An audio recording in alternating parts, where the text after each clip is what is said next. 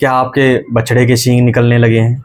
क्या आप जानते हैं अगर इन सींगों का समय से नहीं रोका गया तो ये आगे चलकर चोट, झगड़ा, दूध उत्पादन में नुकसान का कारण बन सकते हैं। आज हम बात करेंगे डिसबडिंग, जिसे कि डी हॉर्निंग के नाम से जाना जाता है, यानी इस सींग निकलने की जो प्रक्रिया होती है उसको रोकना। नमस्कार दोस्तों, मैं हूं डॉक्टर संदीप और आप देख रहे हैं पशु बंधु, जहां हम बात करते हैं आपके पशु की सेहत और आपके डेयरी के मुनाफे के बारे में। आज का टॉपिक है डिसबडिंग या डी हॉर्निंग। पूरी जानकारी कब करें, कैसे करें और क्या होती है डी हॉर्निंग, सब जानेंगे। डिसबडिंग को समझ लेते हैं। सबसे पहले जब बछड़े के सींग निकलते हैं उसे वहीं रोक दिया जाता है। सीधे शब्दों में कहें तो सींग बनने से पहले उसकी जड़ को यानी कि हॉर्न बड को शुरुआत में ही नष्ट कर दिया जाता है। ये एक छोटी सी प्रिवेंटिव प्रोसेस है जो आगे चलकर बड़े ऑपरेशन यानी डी हॉर्निंग की ज़रूरत को ख़त्म कर देती है। अब जानते हैं कि डिसबडिंग की एज क्या रहती है।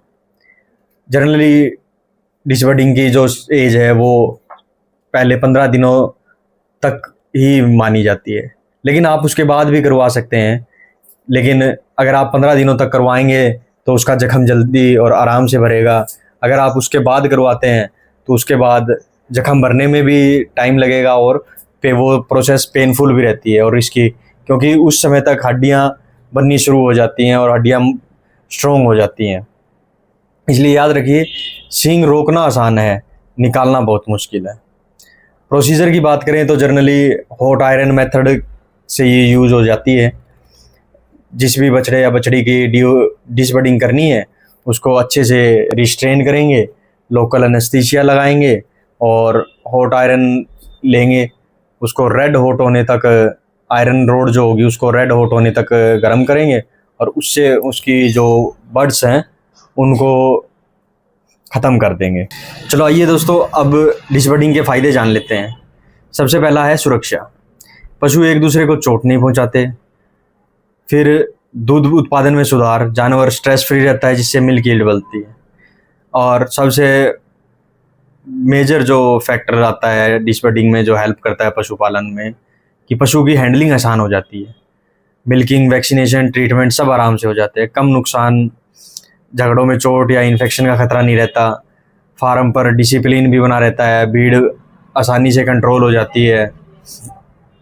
दोस्तों, अब डिसबडिंग के नुकसान और जो डिसबडिंग करते समय हमें सावधानी बरतनी चाहिए उनके बारे में बात करते हैं। अगर आप गलत एज पे या गलत तरीके से कराओगे तो वो जख्म जल्दी नहीं भरेगा, या फिर हॉर्न फिर भी ग्रो हो सकते हैं, या फिर कहीं ना कहीं कोई आयरन इन्फेक्शन हो जाएगा।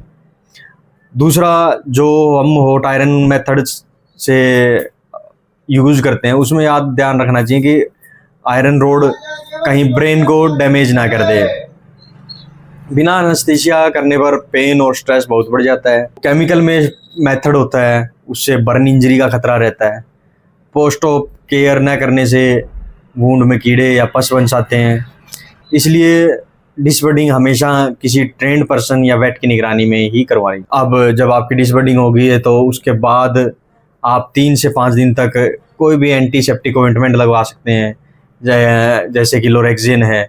वो आपको जख्म भरने में भी हेल्प करेगी और मक्खी मच्छरों से भी पशु के जख्म को बचाएगी।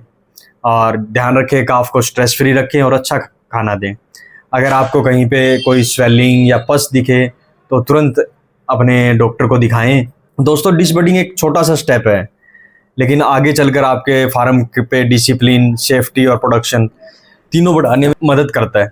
याद रखिए, पेन फ्री एनिमल ही प्रोडक्टिव एनिमल होता है। तो अगली बार जब भी आपके फार्म पर बछड़ा या बछड़ी जन्म ले तो उसकी डिसबडिंग जरूर कराएं और एक स्मार्ट डेयरी फार्मर बने। दोस्तों, अगर आपको ये जानकारी अच्छी लगी हो तो वीडियो को शेयर करें ताकि हर किसान अपने पशु की अच्छे से केयर कर पाए। और आप भी किसी टॉपिक पर वीडियो चाहते हैं तो कमेंट में हमें ज़रूर बताएं। धन्यवाद।